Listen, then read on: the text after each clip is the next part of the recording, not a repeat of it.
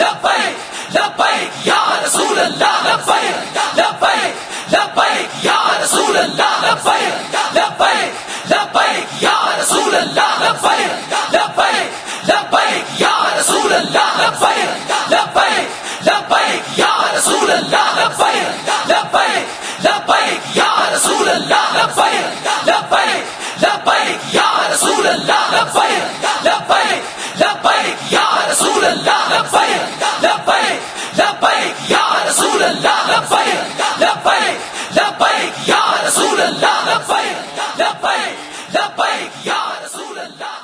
बिस्मिल्लाहिर्रहमानिर्रहीम। अस्सलातु वस्सलामु अलैका या रसूल अल्लाह व अला आलिका व अस्हाबिका या हबीब अल्लाह। हमदो सलात के बाद ज़ेरे सदारत जलसा हो रहा है। नाम तो मेरा ही है, लेकिन दर हकीकत अजीज़म साहबज़ादा मुफ्ती पीर उस्मान अली कादरी साहब भी सब कुछ कर रहे हैं। दीगर उलमा व मशाइख, सादात इज़ाम, स्टेज सेक्रेटरीज़, नात खाना नजरात, कारियान कुरान, जुमला बुजुर्गों, दोस्तों, अजीज़ों, मैं आज तकरीर के लिए नहीं बैठा, ज़रूरी चंद बातें आपसे कहना चाहता हूँ। तकरीबन 30 मिनट में मैं अपना कलाम मुकम्मल करूँगा, लेकिन बातें बहुत ज़्यादा हैं जो इस वक्त मसाइल हाज़रा हैं। सबसे पहले तो मैं तसव्वुफ़ पर बात करता हूँ, जो तहज़ीब नफ्स है और बातिन की दुरुस्तगी है। इसके लिए हज़रत गौसे आज़म रज़ी अल्लाह अन्हु का इरशाद है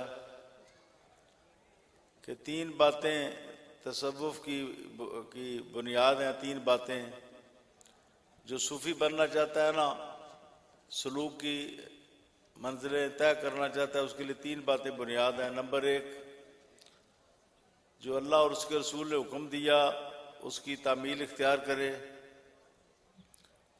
नंबर 2, जिससे मना किया उससे मुकम्मल तौर पर रुक जाए। और नंबर 3, अल्लाह ताला की मशीयत पर राज़ी हो जाए। जो भी हालात वारिद हूँ, कहे मैं राज़ी हूँ, अल्लाह के निज़ाम पर मैं राज़ी हूँ, अल्लाह की तकदीर पर मैं राज़ी हूँ, अल्लाह की क़ज़ा पर मैं राज़ी हूँ, अल्लाह की मशीयत पर मैं राज़ी हूँ।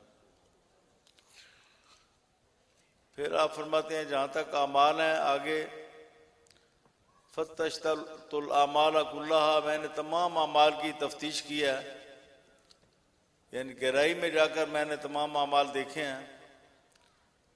फलम अजिद अमलन खैरा अफजला मिन इताम ताम, खाना खिलाने से बेहतर कोई अमल मैंने नहीं देखा। खाना खिलाना किसको? वालिदैन को खाना खिलाना, करीबी रिश्तेदारों को खाना खिलाना, यतीमों, मिस्कीनों, गरीबों को खाना खिलाना, पड़ोसियों को खाना खिलाना, अपने साथियों को, संगियों को खाना खिलाना, मुसाफिरों को खाना खिलाना, और इंसान तो इंसान, जानवरों को भी खाना खिलाना। जैसे हजरत दाता गंज बख्श अली उजवेरी रहमतुल्लाह ताला अलैह ने जब डेरे जमाए ना लाहौर में, तो पहले इंसानों को खाना खिलाया जाता था, फिर चरिंद और परिंद को खाना खिलाया जाता था।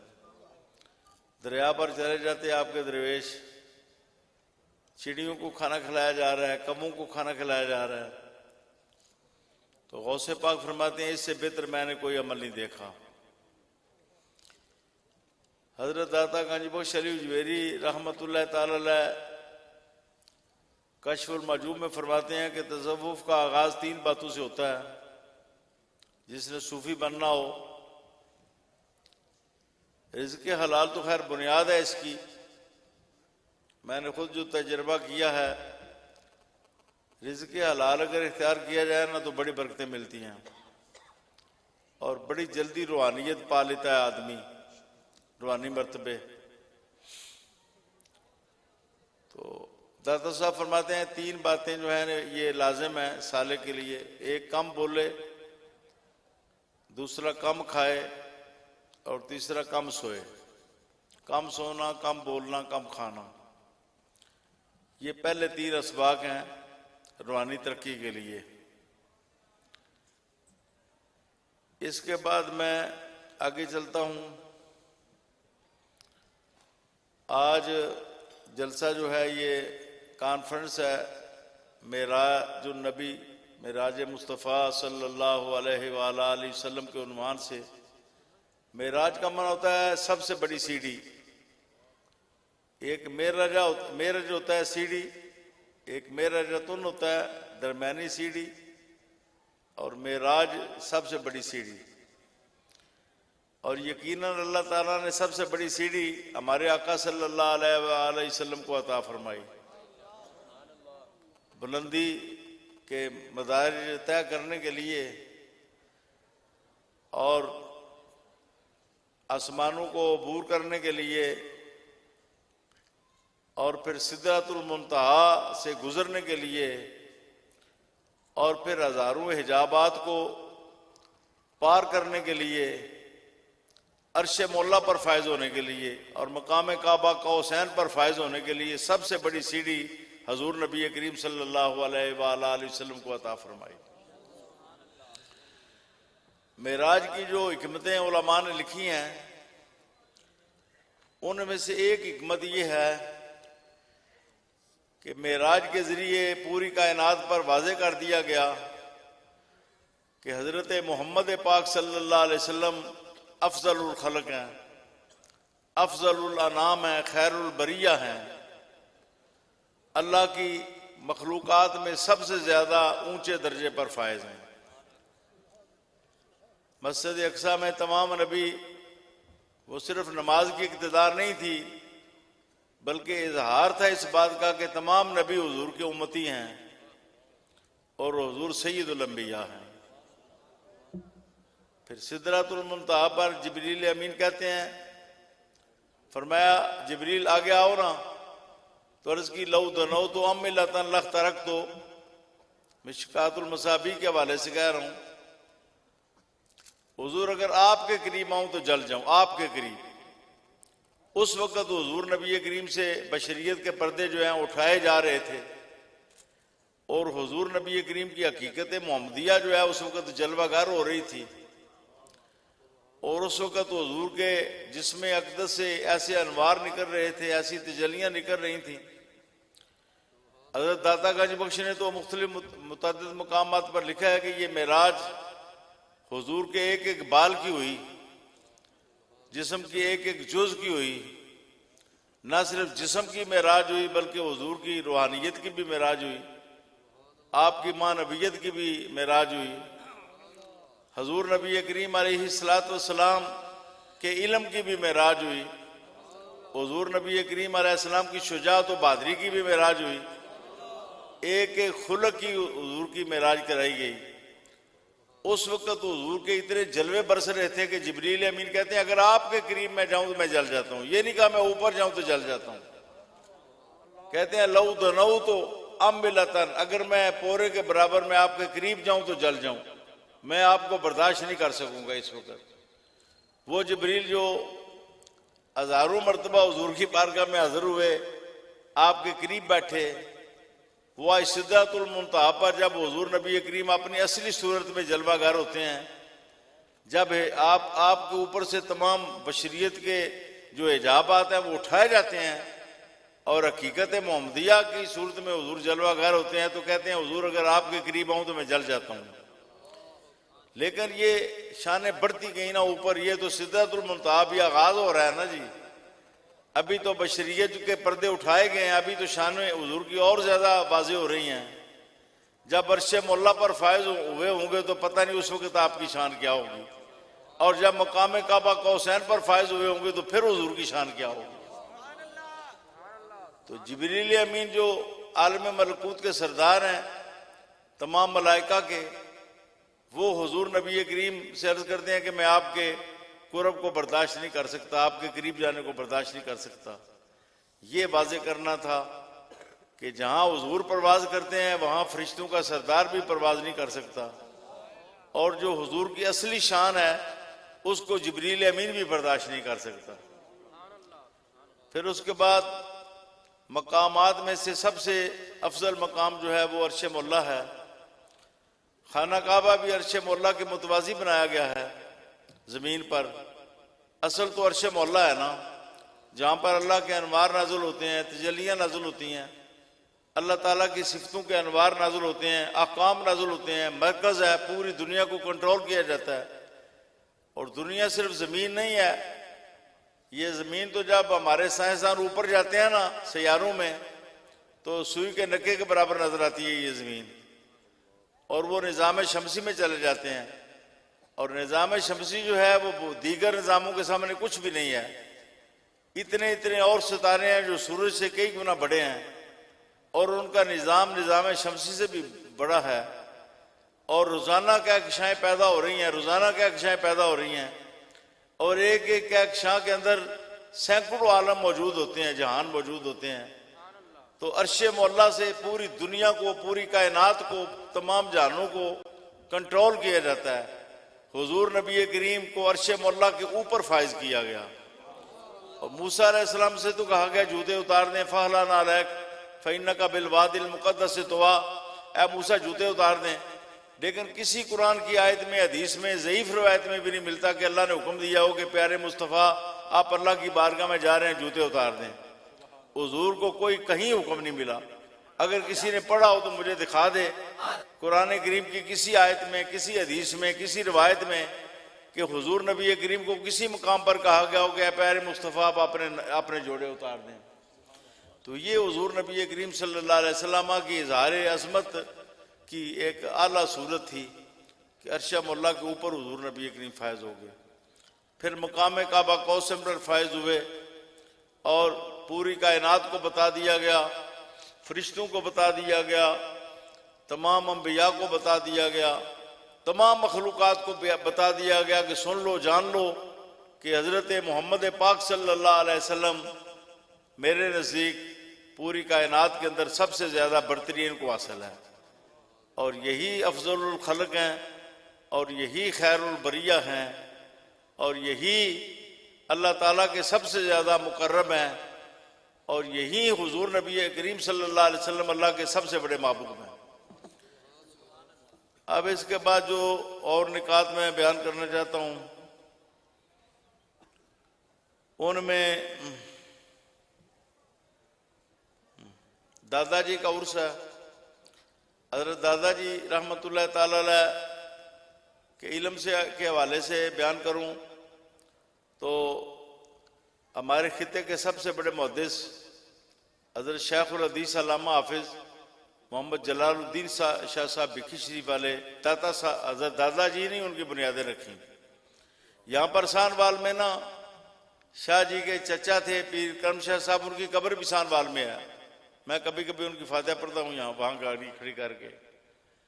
तो पीर करम शाह साहब दादाजी के पास पढ़ते थे और रूहानी मरातिब हल करते थे, तय करते थे। वो जलाल शाह साहब को लेकर आए दादाजी के पास। जलाल शाह साहब की बुनियादें दादाजी ने रखी, मौलाना नवाज साहब की भी। इससे आपकी इल्मियत का, फ़काहत का और आपके इल्मी तफव्वुक़ का आप अंदाज़ा लगा सकते हैं। जहाँ तक रूहानियत है, रूहानियत के इंतहाई ऊंचे मुकाम पर अल्लाह ताला ने आपको फायज किया कि आपकी दुआओं से फ़ौरन बारिश होती। एक मरतबा लोग जमा हुए तो कहा गया कि जमात आप कराएं। फरमाया नहीं, जमात वो कराए जिसने सारी जिंदगी अपनी नज़र को पाक रखा हो। अब कौन कहे जी मैंने नज़र को पाक रखा है? लोगों ने कहा जी आप ही नहीं हजरत, आपने नज़र को पाक रखा है। आप अपनी निगाह ऐसे रखते हैं, आपका सर भी नीचे चला गया है, सर के ऊपर चादर भी डालते हैं, अपने पाँव में ही देखते हैं। आप ही के बारे में हम जानते हैं कि आपने नज़र को पाक रखा है। तो फरमाया हाँ, अल्लाह ताला का शुक्र है कि मैंने सारी जिंदगी जवानी में अपनी नज़र को पाक रखा है। फिर जब दुआ की, वो नमाज की सूरत में इस्तिस्का थी। इस्तिस्का नमाज के बगैर भी होती है और नमाज की सूरत में भी होती है। अभी रुकू नहीं किया था कि काली घटा चढ़ी चांगा वाली की तरफ से और सारे आसमान पर फैल गई। और हुजूर नबी करीम को अल्लाह ने जो मौज़ा अता किया था मस्जिद नबी शरीफ में, हुजूर के मौज़े का फैज़ करामत की सूरत में दादाजी को अता किया गया। याद रखें, औलिया की करामतें जो होती हैं दर हकीकत उस उम्मत के नबी का फैज़ होता है और उस नबी का ये मौज़ा होता है। वली की करामत होती है, नबी का मौज़ा होता है।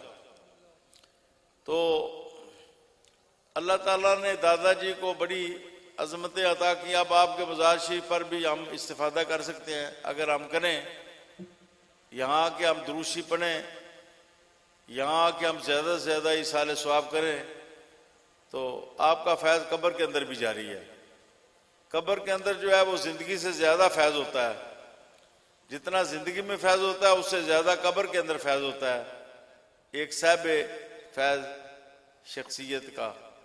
तो आपके मैं अगर कमारात बयान करता चलूँ तो ख़त्म नहीं होंगे। इंशाअल्लाह मुझे उम्मीद है कि दूसरे उलमाए कराम इन बातों को आपके सामने ज़रूर रखेंगे। अब मैं कुछ बातें और आपके सामने रखना चाहता हूँ। उलमा बैठे हुए हैं, एक है दीन की खिदमत, आप फौज में मुलाजिम हो जाएं। एक है दीन की खिदमत, आप औकाफ में मुलाजिम हो जाएं। एक है दीन की खिदमत, आप यूनिवर्सिटी में प्रोफेसर लग जाएं। एक है दीन की खिदमत कि आप स्कूल में टीचर लग जाएं। एक है दीन की खिदमत आप सरकारी अफसर बन जाएं या आप किसी सरकारी दफ्तर में नौकरी आपको मिल जाए। मेरे नज़दीक सबसे बेहतर सूरत जो है वो दीन की आज़ाद माहौल में दीन को पढ़ना पढ़ाना और दीन की तरबियत करना है। आज़ाद माहौल हो, चाहे आप ट्राली के नीचे बैठें, शीशम के दरख्त के नीचे, चाहे आप कीकर के दरख्त के नीचे बैठ जाएं। देखो, मुहद्दिस आज़म मौलाना सरदार साहब फैसलाबाद में गए तो मस्जिद तो मौजूद थी सुन्नियों की, लेकिन आप शीशम के दरख्त के नीचे बैठे क्योंकि वहां किसी कमेटी का कंट्रोल नहीं था, वहां कोई पाबंदियां लगाने वाला नहीं था, वहां कोई दीन को छुपाने के बारे में दबाव डालने वाला नहीं था।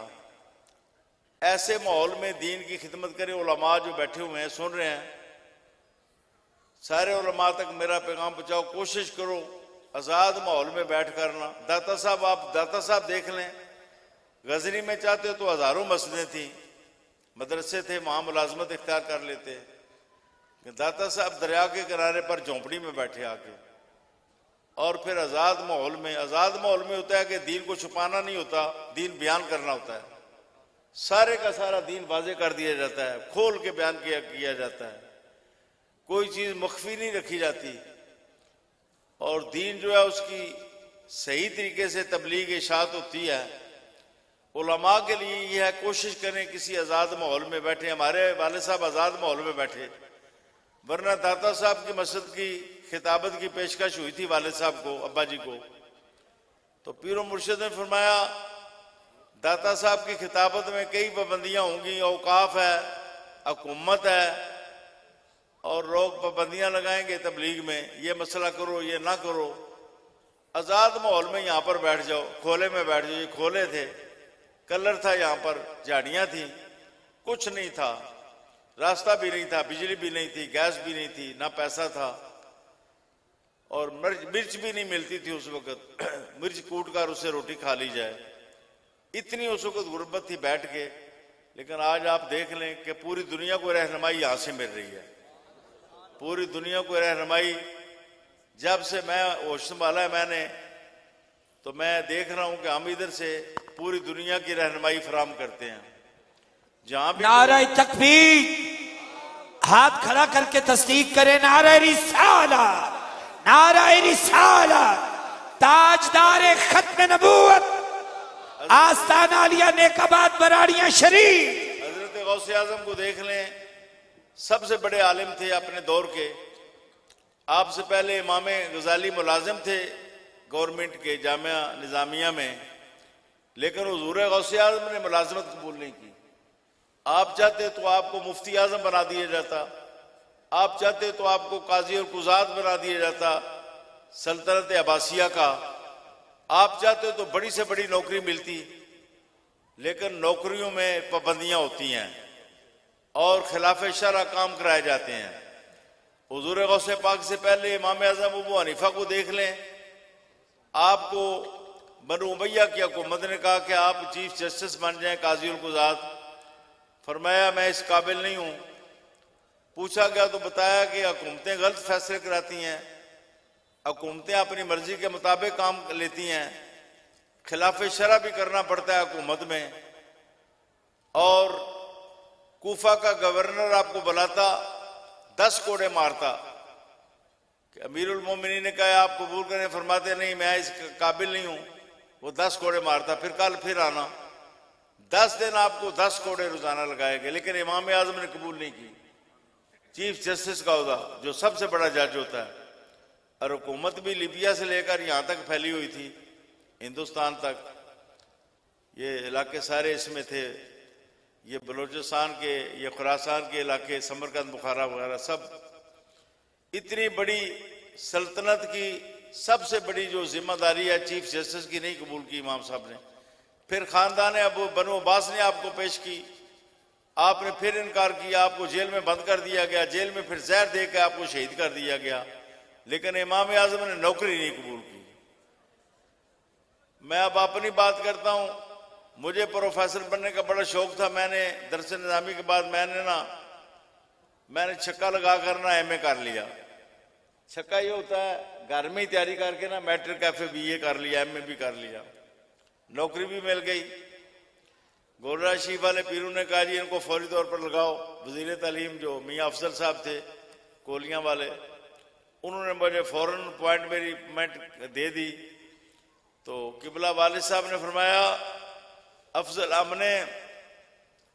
हमने काले अंग्रेजों की नौकरी नहीं करनी, हमने मदीना शरीफ की नौकरी करनी है और बगदाद शरीफ की नौकरी करनी है।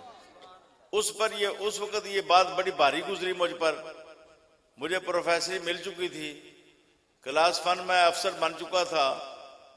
अब पता नहीं मैं कहां से कहां तक पहुंच जाता, तरक्कियां कर करके यूनिवर्सिटियों में मैं VC लग जाता कहीं, उस वक्त से लेकर आज तक। लेकिन किबला वालिद साहब ने रोक दिया। अब आप देख लें, मुझे अब जरूरत ही कोई नहीं, जेहन में कभी ख्वाहिश पैदा नहीं हुई कि मुझे कोई बड़ी से बड़ी नौकरी मिले। हाँ जी, चौधरी मकसूद साहब इस इज्तिमा में बैठे हुए हैं।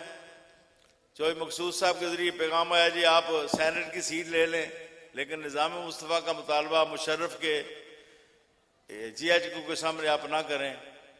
तो मैंने कहा नहीं, निज़ाम मुस्तफ़ा का मुतालबा जो है उससे हम दस्तबरदार नहीं हो सकते। लब्बैक लब्बैक या रसूल अल्लाह, लब्बैक लब्बैक लब्बैक या रसूल अल्लाह, लब्बैक लब्बैक लब्बैक या रसूल अल्लाह, लब्बैक लब्बैक लब्बैक या रसूल अल्लाह, लब्बैक लब्बैक। अपने बच्चों को आलिम बनाए और उनको आजाद माहौल में काम करने दें, और इसमें एक तवक्कुल होता है। हजूर नबी करीम तिजारत फरमाते थे ऐलान नबूवत से पहले, लेकिन ऐलान नबूवत के बाद आपने कब तिजारत की? एक बार भी तिजारत नहीं की। फिर आपने तवक्कुल का रास्ता इख्तियार किया और हर चीज घर में ही आ जाती थी। ना सिर्फ आप अपने अहले बैत को उनकी जरूरतें पूरी करते, बल्कि जो भी मुसाफिर होता, मोहताज होता, मदीना शरीफ में ऐलान होता कि कोई भी भूखा हो तो आ जाए, हम उसके खाने का बंदोबस्त करेंगे। और हुजूर सोते नहीं थे जब तक कि सबको खाना नहीं खिलाते थे।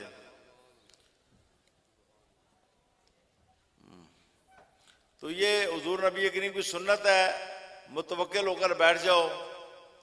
जो उलमा मशाइख और सूफिया मुतवक्किल होकर बैठे हैं, आज दाता साहब मुतवक्किल होकर बैठे, देखो कितना लंगर है। 10 सदियां गुजर चुकी हैं, लंगर खत्म ही नहीं होता। घर में जो है बीवियां नहीं देती नाश्ता, दोपहर का, शाम का खाना। अगर रात को 12 बजे मांगो तो बीवियां कहती हैं कुछ थोड़ा सा आराम हमें भी करने दिया करो। लेकिन दाता साहब रात को 12 बजे भी लंगर मिलता है, सहरी के टाइम पर भी लंगर मिलता है। आप हर घंटे के बाद लाइन में लग जाए, आपको लंगर मिल जाएगा। गोरा शी देख लो, पीर मेरे शाह साहब ने नौकरी नहीं इख्तियार की, आप जंगल में बैठ गए और एक चट्टान पर बैठे, चट्टान थी एक, सर्दी में ऊपर एक ना फटे हुए कपड़े का साहिबान होता था, उसी पर ही आप रहते, थोड़ा सा आप घर में जाते, बाकी सारा आप चट्टान पर ही रात दिन रहते। और आज देख लो गोरा शी में अल्लाह ताला की कितनी रहमत है, कितना फैज है। हाँ जी, बड़े बड़े वहां पर वजीर जाते हैं, बड़े बड़े ओहदेदार जाते हैं, वो कहते हैं जो इधर खाना है, जो इधर वीआईपी खाना मिलता है ना, वो वीआईपी खाना किसी बड़े से बड़े होटल में भी नहीं मिलता। हाँ जी, आम लोगों के लिए लंगर और है, उंगलियां 5 बराबर नहीं है। वो क्या कहा करते थे, बाबूजी उंगलियां बराबर नहीं है सारियां, एक आम लंगर है, एक खासा दा लंगर है, एक खास और खासा दा लंगर है। हाँ जी, तो मैं ये कहना चाहता हूं कि आजाद माहौल में दीन का काम करें, जहां कोई पाबंदी ना हो आप पर, आप तमाम अहकाम शरा बयान कर सके। मसलन खत्म नबूवत का जो हुक्म है, वो सब कहते हैं हुजूर की बेसत आखिरी है, आप आखिरी नबी नहीं हैं, आपकी बेसत आखिरी है, ये याद रखें। आप पहले नबी हैं, आप अंबिया हैं। हुजूर को सारे नबियों से पहले नबूवत मिली। आखिरी का माना यह है कि आखिर में बेसत हुई है, बेसत के एतबार से आखिरी है, बेसत आपकी आखिरी है। नबूवत मिलने में आप अव्वल अंबिया हैं। क्या बात है, सुभान। नबूवत मिलने में हुजूर अव्वल अंबिया हैं। आदम अलैहिस्सलाम से भी पहले मिली, नूह अलैहिस्सलाम से भी पहले मिली, सबसे पहले हुजूर को मिली। अब इनका हुक्म यह है, जो उलमा नहीं बयान करते, जो हमारे टीवी अहले सुन्नत के नहीं बयान करते, हमारे मशाइख नहीं बयान करते, हमारे गद्दी निशी नहीं बयान करते, हमारे खतीब नहीं बयान करते, वो इनका हुक्म शरी ये है कि खलीफा अव्वल हजरत अबू बकर सिद्दीक से लेकर तमाम खुलाफा तक और जितने भी बादशाह हुए हैं इस्लाम के, आखिरी बादशाह जो है बरे सगीर का आखिरी बादशाह तक, मुझे 13 सदियों में दिखाओ किसी नबी को जिंदा रहने का हक दिया गया हो, झूठे नबी को कह रहा हूं, किसी झूठे नबी को जिंदा रहने का हक किसी इस्लामी स्टेट ने दिया हो, या उसकी उम्मत को पनपने का इख्तियार हक दिया हो। कोई उम्मत जो है वो ये पलती रहे झूठे नबी की। कभी किसी नबूवत के झूठे दावेदार को जिंदा नहीं छोड़ा गया, या उसको मारा गया, या उसे तौबा करा के उसको वापस लाया गया। हजरत सिद्दीक अकबर और सहाबा ने भी ये किया, मुसलमान के अज़ाब से कहा या किताल करो और या फिर वापस आ जाओ। 20,000 बंदे कत्ल हो गए, लेकिन हजरत खालिद बिन वलीद पीछे नहीं हटे, 20,000 बंदे कत्ल हुए। अब कादियानी किस तरह पाकिस्तान में रह सकते हैं? कादियानी हर गिज पाकिस्तान में नहीं रह सकते। या ये वापस इस्लाम में आए या फिर इनको कत्ल किया जाए, यही हुक्म शरी है। अब ये हुक्म शरी एक आजाद आलिम दीन बयान कर रहा है, गुलाम आलिम दीन नहीं बयान करेगा। जो पाबंद है, जो लालची है, जो मफाद परस्त है, जो लोगों से डरता है कि कहीं लोग नाराज ना हो जाएं, कहीं हुकूमतें नाराज ना हो जाएं, वो आलिम नहीं बयान करेगा। जो आजाद होगा वो बयान करेगा, और वो आजाद पीर अफजल कादरी है। लब्बैक लब्बैक लब्बैक या रसूल अल्लाह, लब्बैक लब्बैक लब्बैक या रसूल अल्लाह, लब्बैक लब्बैक लब्बैक या रसूल। बहुत से मसले बयान करने हैं। कितमाने हक बहुत बड़ा जुर्म है।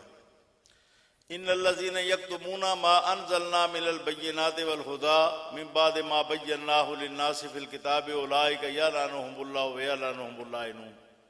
तर्जमा, जो लोग छुपाते हैं जो हमने नाजिल किया, रोशन निशानियां, रोशन दलाइल, हमने उनको बयान भी कर दिया, ये वो लोग हैं जिन पर अल्लाह लानत करता है, और लानत करने वाले भी फरिश्ते और अंबिया भी लानत करते हैं।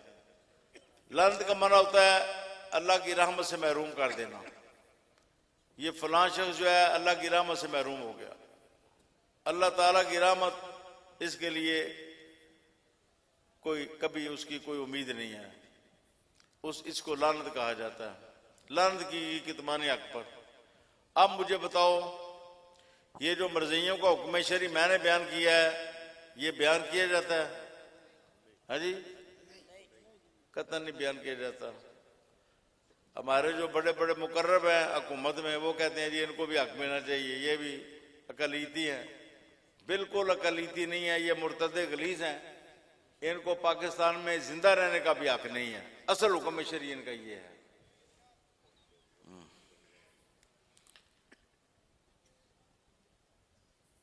अल्हम्दुलिल्लाह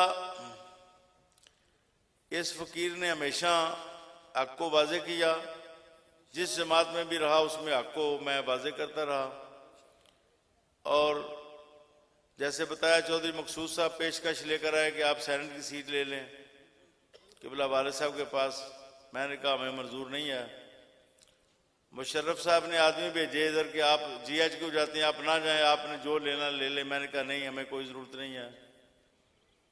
इराक की हुकूमत ने पेशकश की, ईरान ने, और सऊदी अरब के लिए तो ये ताहिर अशरफी है ना, बड़े पेट वाला मौलवी, ये कहने लगा कि सऊदी आपको कहता है कि आप जो मुतालबा करते हैं करें, जितना पैसा मांगते हैं, लेकिन आप हजरत नबी करीम की वालदा की कब्र शरीफ की बहाली का मुतालबा छोड़ दें और वो तहरीक बंद कर दें, सानिया बुआ वाली। तो अल्हम्दुलिल्लाह कभी किसी से एक पैसा भी हमने नहीं लिया, किसी मुल्क से, किसी एजेंसी से, किसी हुकूमत से। हम अपने साथियों से अपील कर लेते हैं, उसके जरिए हम अपने इदारों को चला रहे हैं। जो शुजा साहब भेजते थे पैसा ज़कात का, मैं वापस कर देता था। तो मिठाई का कि डब्बा भी होता आता था, मैं कहता ये तालिब इल्म में तकसीम कर दो, ज़कात चौधरी को नहीं लेनी, चौधरी से ज़कात नहीं लेनी। चौधरी शुजा साहब से कभी ज़कात भी नहीं ली हमने अपने इस इदारे के लिए। ये बात रिकॉर्ड पर है। चौधरी साहब कहें जी कभी लिया है, बताएं हमें। कभी हमने चौधरी साहिबान की या सर्विस मिल वालों से ज़कात का पैसा वसूल किया हो। अल्लाह के फजल करम से हमने अपने पाँव पर खड़े होकर थोड़ा थोड़ा चंदा लेकर अपने साथियों से ये इदारे तामीर किए हैं। हमने किसी सियासतदान से कोई पैसा नहीं लिया।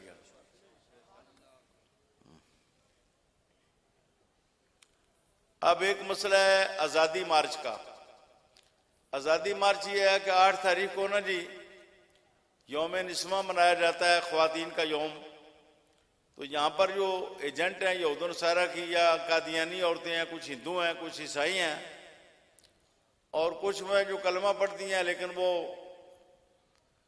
दीन दुश्मन है और आज़ाद ख्याल है, मादर पिदर आज़ाद हैं, जिन्होंने ये नारे लगाए अल्लाह सुन ले, रसूल सुन ले, माँ बाप सुन ले, हम आज़ाद हैं। जिन्होंने कहा मेरा जिस्म मेरी मर्जी। हालांकि जिस्म किसी औरत का नहीं है, ना मेरा जिस्म है, अफजल कादरी का भी जिस्म मेरा नहीं है। जिस्म सबका अल्लाह की मिल्कियत है। लिल्लाहि मिरासु समावात वल अर्द वलहु माफी समावात वल अर्द भी है। जो कुछ आसमानों और जमीनों में है वो अल्लाह की मिल्कियत है। हुक्म अल्लाह का चलेगा, कोई किसी औरत मर्द का हुक्म नहीं चलेगा। इख्तियारात हमारे मुजाजी हैं और महदूद हैं। असल मालिक अल्लाह ताला की ज़ात है, इसलिए खुदकुशी नहीं हम कर सकते। खुदकुशी हराम है, अल्लाह ने उसको हराम कर दिया कि तुम्हें दिया है, आर्जी तौर पर दिया है, मुजाजी तौर पर दिया है, महदूद तौर पर दिया है, लेकिन तुम खुदकुशी नहीं कर सकते। 8 तारीख आ रही है मार्च की। मैंने कुछ जिम्मेदार लोगों से मुलाकात भी की, पीर उस्मान साहब भी मेरे साथ थे। उनसे कहा जी कि या आप बंद कराएं या हम कराते हैं। उन्होंने कहा जी हम इस सिलसिले में कुछ करेंगे। फिर साहबजादा नूरुल हक साहब ने एक लेटर लिखा वज़ीर आज़म को, इस पर बंदी लगाई जाए। इस्लामाबाद लाहौर में ये जो आज़ादी मार्च होता है उसमें हुजूर नबी करीम को भी तौहीन की जाती है, आपकी उम्मुल मोमिनीन आयशा सिद्दीक़ा की भी तौहीन की जाती है। तो अल्हम्दुलिल्लाह परसों इस्लामाबाद के अंदर एक यूनिवर्सिटी की बेटियों ने जुलूस निकाला है कि हम हयादार बेटियां हैं, हम इन बेहयाओं को नहीं निकलने देंगी। तो ये बड़ी अच्छी पेशरफ्त हुई है। मैं आपसे कहता हूं कि आप सब सोशल मीडिया के जरिए मुतालबा करें कि इसको बंद किया जाए, और उलमा इसी मौजू पर जुमा को खिताब करें, इस जुमा को यौम हया व हिजाब मनाएं। ये बंद होना चाहिए। हुजूर नबी करीम की तौहीन और रोडों पर और हम जिंदा रहें, ये नहीं हो सकता। हमने इनको बंद कर। दीनी मदारस के लिए ये है कि बहुत सी ये खुल गई हैं ये वेलफेयर के इदारे जो हैं, और वो ज़कात को सही तरह खर्च भी नहीं करते, गैर मसरफ पर खर्च करते हैं। तो दीनी मदारस जो हैं यही मसरफ है बेहतरीन ज़कात का।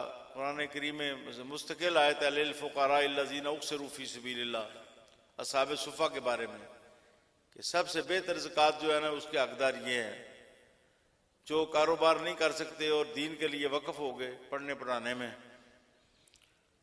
असहाब सुफ़ा को ज़कात दी जाती थी और असहाब सुफ़ा ने दीन अखज़ किया और आगे पहुँचाया। हज़रत अबू हुरैरा ने 5374 हदीसें हुजूर से ली। ये असहाब सुफ़ा के तालिब इल्म थे। इन्होंने कुरान अखज़ किया ज़्यादा, इन्होंने हदीस अखज़ की, इन्होंने हुजूर से फ़िक़्ह इस्लामी अखज़ की, आगे उम्मत तक पहुँचाई। तो दीनी मदारस का आप ख्याल रखें। पूरी दुनिया के इस्लाम दुश्मन कुफ्तें जो हैं वो दीनी मदारस को बंद करना चाहती हैं। आप मुकाबले में खड़ा हो जाए कि हमने दीनी मदारस को चलाना है।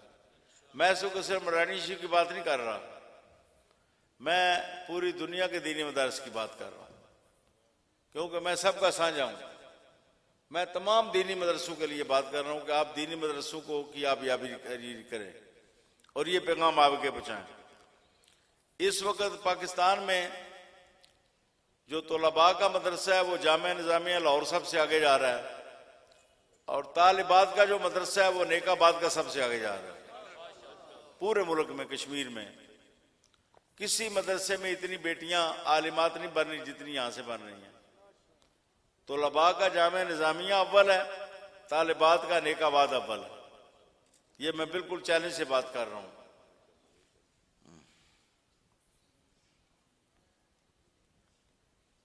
असातिज़ा से ये गुजारिश है कि असातिज़ा ने मेहनत छोड़ दी है। हम तो बड़ी मेहनत करते थे, तालिब इल्मों को सबक पकवाते थे। अब सबक जो है ना उसको टरखाया जाता है, पढ़ाया नहीं जाता, पकवाया नहीं जाता, टाइम नहीं दिया जाता, उस्ताद मेहनत नहीं करते। अब स्कूलों की तरह ही हो गया हमारे उलमा भी, जैसे स्कूलों में टरखा देते हैं, कुछ निसाब पढ़ा दिया, कुछ ना पढ़ाया, कोई टरखा दिया ना याद करवाया।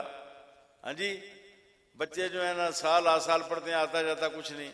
यही हाल हमारे मदरसों में, उलमा को नहीं मेहनत करते। मैं ये दरख्वास्त करता हूँ कि मेहनत सीखें, मेहनत करें, बच्चों को इल्म में लज्जत पैदा हो, बच्चों को इस तरीके से पढ़ाएं। सबक ना सिर्फ पढ़ाएं बल्कि याद करें। मेरे वालिद साहब जो है ना, मैं सुबह हकीमुल उम्मत के पास जाता था, 2 साल जाता रहा, तो मैं 12 बजे वापस आता, थोड़ा सा कहते आराम कर लो खाना खा के, जोर के बाद ना बैठ जाते, पिछला सुनाओ जी। असर तक ना खत्म होता, फिर वो मगरिब के बाद फिर बैठाते, इशा पर खत्म हो जाता सारा। इशा के बाद कहते अब जो कल पढ़ना है ना वो मुझे सुनाओ। रात 12-1 बजे तक वो मेहनत करते थे। ये आलिम दीन का मनसब, ये उस्ताद होता है जो इस तरीके से याद कराए। मैं स्कूलों के टीचरों से भी कहता हूँ मेहनत कराओ, मदरसे दीनी मदारस के असातिज़ा भी कहता हूँ मेहनत कराओ, खुदा के लिए मेहनत कराओ। इमाम मस्जिदों से कहता हूँ टुकरेल ना बनो, खुदा के लिए इसलिए इमामत ना कराओ, तनख्वाह मिलेगी। तनख्वाह तो मिलनी है, लोगों ने आपकी खिदमत करनी है। तनख्वाह के अलावा भी खिदमत करते हैं हमारे मुसलमान, निकाह शादी पर भी करते हैं, मौत फोत पर भी करते हैं, वैसे भी जेबें भरते ही रहते हैं इमाम मस्जिदों की। कोई इमाम मस्जिद आज तक भूखा नहीं मरा। मुझे अगर कोई मरा है तो मुझे एक दिखाओ, पूरी दुनिया में एक इमाम मस्जिद भूखा मरा हो। अल्लाह ताला अब भी देता है, हालांकि खुलूस कोई नहीं है। 1000 में से 2 इमाम होंगे जो मुखलिस इखलास से काम कर रहे हैं। वो कारी साहब बैठे हुए हैं सामने, ये कारी साहब बैठे हुए हैं, अफगानी साहब जी, सैफुर रहमान, जिन्होंने सैकड़ों हाफिज पैदा कर दिए। ऐसे उस्ताद तो हमारे पास है ही कोई नहीं। कारी साहब खुदा के लिए कोई अपने जैसे हमें तो पैदा करो। हाँ जी, तो ये लाला मूसा में अड्डा वाली मस्जिद में ना इनका मदरसा है, जाके देखो दिल खुश हो जाता है। तो मैं ये कहता हूं कि असातिज़ा खूब मेहनत करें और नतीजा जो है ना वो सामने लाएं। नतीजा हाँ जी, बाअमल हाफिज पैदा करें, बाअमल आलिम पैदा करें। इमाम मस्जिद जो है ना वो टुकरेल ना बने। टुकरेल वो होता है जो जमात कराता है फिर उजरे में जाके सो जाता है या ट्यूशन पर चला जाता है। खादिम दीन वो होता है जो पूरे मोहल्ले के बच्चों की तरबियत करता है, उनको तालीम देता है, उनको बुलाता है मस्जिद में, माँ बाप से कहता है आपका बच्चा आता क्यों नहीं, हाँ जी, और आप क्यों इधर उधर जाते हैं, अहले सुन्नत का मजहब सही है, वो होता है खादिम। और फिर वो हक को वाजे करता है, हक को ज़ेहनशीन करता है और लोगों के कुलूब व अज़हान की सही वो तरबियत करता है, हाँ जी, सही रोशनी पैदा करता है, वो होता है खादिम दीन। तो इमाम मस्जिद हमारे टुकरेल बन गए हैं। टुकरेल का मैं आगे मजीद वजाहत नहीं करता। मैंने तो यही देखा है कि ये ज्यादा टुकरेल ही बन गए हैं इमाम मस्जिद। अल्लाह ताला रहम फरमाए। आगे मैं ये कहता हूं कि जो मस्जिदों की कमेटियां हैं ना, ये खुदा के लिए अपने दिल में वुसअत पैदा करो, कंजूसी बंद करो। अब कम अज कम इमाम की तनख्वाह चपरासी के बराबर तो मुकर्रर कर दो जो तुम्हें जमात कराता है। 24 घंटे की ड्यूटी है, 24 घंटे की। इस तरह हर वक्त इमाम जो है पाबंद है बेचारा। हमारा निकाह पढ़ाओ, हमारे जनाजे पढ़ाओ, हमारे बच्चे के कान में अजान पढ़ो, हाँ जी, नमाजों में पाबंद है, बच्चों को पढ़ाने में पाबंद है। तो तनख्वाह कितनी है? 10, 15, 20 हजार। चपरासी जो है 30, 35, 40 हजार ले रहा है। तो खुदा के लिए चपरासी के बराबर तो कर दो ना। एक बुजुर्ग के पास ना एक आलिम आया, वो आलिम भी कुछ अभी उसको तरबियत की जरूरत थी। उसने कहा जी मुझे कोई नसीहत करो। उन्होंने कहा कि अल्लाह ताला को ना अपने बराबर रखो, नीचे ना रखो।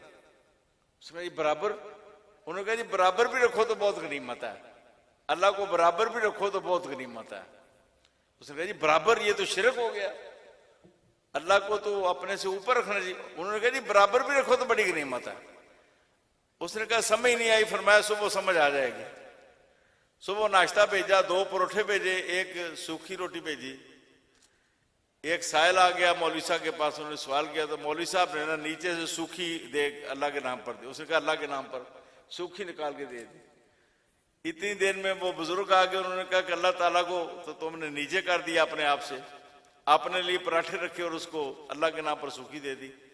तो काश के तुम अल्लाह ताला को अपने से ऊपर रख दे और दोनों पराठे उसको दे देते जो अल्लाह के नाम पर मांग रहा था, खुद सूखी खा लेते। और अगर बराबर रख दे, एक पराठा खुद खा लेते, एक उसको दे देते। तो खुदा के लिए आप अल्लाह ताला से डरें। लाखों रुपए आपके पास फंड है लेकिन इमाम पर खर्च नहीं करते।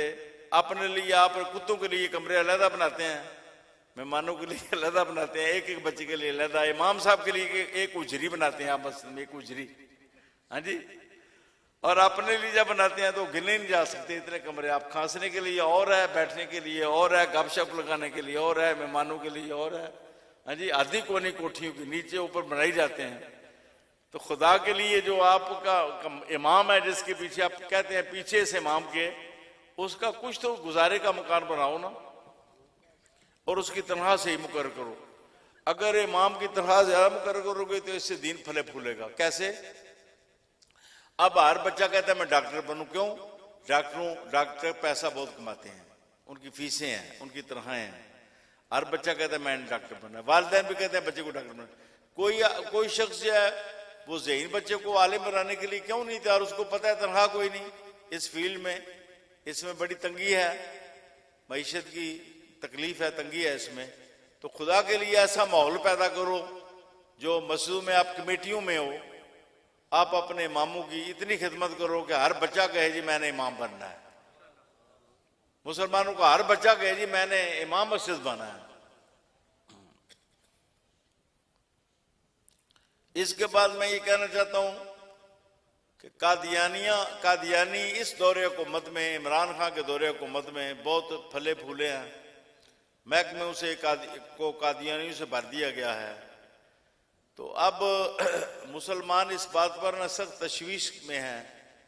तो जो जिम्मेदार हैं इस मुल्क के या जो दिफाई इदारे हैं, उनको मैं कह रहा हूं कि कादियानियों को निकालो इदारों से, वरना किसी वक्त भी मुसलमान मैदान में आ सकते हैं।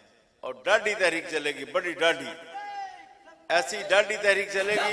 या रसूल अल्लाह लब्बैक लब्बैक लब्बैक या रसूल अल्लाह लब्बैक लब्बैक लब्बैक या रसूल अल्लाह लब्बैक लब्बैक लब्बैक या रसूल अल्लाह लब्बैक। सोशल मीडिया जो है उसके ऊपर बेदीन लोग जो हैं नबूवत पर हमले कर रहे हैं, कोई इस्लाम पर हमले कर रहे हैं।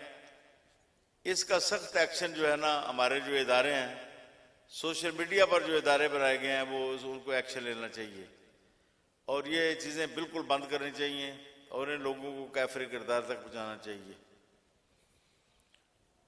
अगर मैं आखिर में जो बात कर रहा हूँ वो इंडिया में हमारी बेटियां जो उनको हिजाब पर पाबंदी लगा दी गई। अलग जब बना था ना पाको हिंद, तो पाकिस्तान तो इस बुनियाद पर बनना था कि जिन इलाकों में मुसलमान ज्यादा हैं वहां पाकिस्तान बना दो, और जहां हिंदू ज्यादा हैं और मुसलमान कम हैं वहां पर मिली जुली हुकूमत ऐसी कायम करो कि मजहबी आज़ादी कायम रहे। इस उसूल पर तकसीम हिंदू हुई थी कि जिन इलाकों में हिंदुओं की अक्सरियत है वहां पर भी मुसलमान आज़ाद होंगे अपने मजहब में, लेकिन वहां पर हिजाब पर पाबंदी लगाई जा रही है बाज़ सूबों में।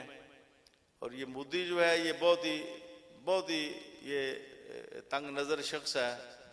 हिंदू वैसे ही बड़े तंग होते हैं, लेकिन ये हिंदुओं में भी बड़ा तंग नज़र है, मुसलमानों के हक में ख़ास तौर पर और तमाम मज़ाहिब के हक में। इसका इलाज तो एक ही है, वो डॉक्टर अब्दुल कदीर ने नुस्खा बनाया था ना, उसको मोदी के माल पर, उसके दफ्तर पर उसको फेंका जाए, उसको डॉक्टर अब्दुल कदीर के पुर्जे को, एटम बम जो है। हाँ जी, जब भी मोदी ऐसी हरकत करे ना जी ऊपर उसको फेंक दो।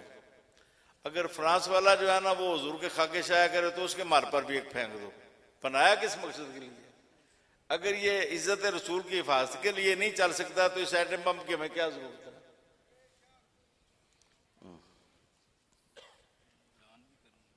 ऐलान करने मुक गया काम।